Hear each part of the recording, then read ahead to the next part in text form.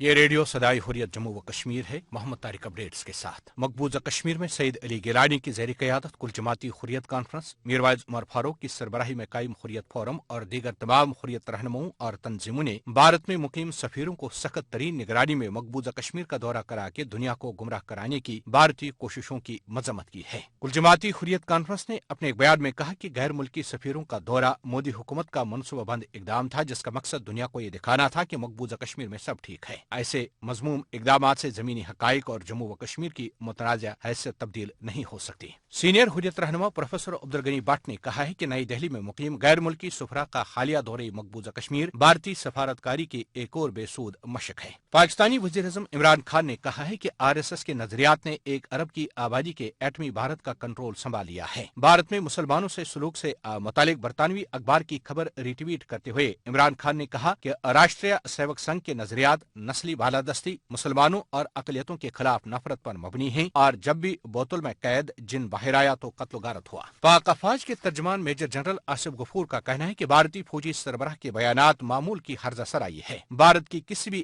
جہریت کا جواب دینے کے لیے تیار ہے۔ عالمی برادری مقبوضہ جموں و کشمیر اور بھارتی اقلیتوں کے خلاف مظالم کا نوٹس لے۔ بھارتی شہر کولکتہ میں مودی کی آمد پر ہزاروں مظاہرین سڑکوں پر نکل آئے اور متعصب حکومت کے خلاف شدید نعرہ بازی کی، جس پر مودی کو ایئرپورٹ سے گاڑی کے بجائے ہیلی کاپٹر کے ذریعے وزیر اعلیٰ ممتا بنرجی کے گھر پہنچنا پڑا۔ اپڈیٹس ختم ہوئی۔ مودی حکومت کی نگرانی میں غیر ملکی سفیروں کا مقبوضہ کشمیر کا دورہ مکمل طور ناکام ہو گیا ہے۔ کشمیری عوام، آزادی پسند جماعتوں کے ساتھ ساتھ بھارت کی اپوزیشن جماعتوں نے بھی نریندر مودی حکومت کو سخت تنقید کا نشانہ بناتے ہوئے اس لا حاصل مشق کو مسترد کر دیا ہے۔ انڈین نیشنل کانگریس کے رہنما کپل سبل کا اس حوالے سے کیا کہنا ہے، سماعت فرمائیے۔ جو سرکار ہے نا، خاص طور پہ ہمارے پردھان منتری جی ہاؤڈی مودی، کہ ان کو باہر کے لوگوں سے زیادہ دلچسپی ہے۔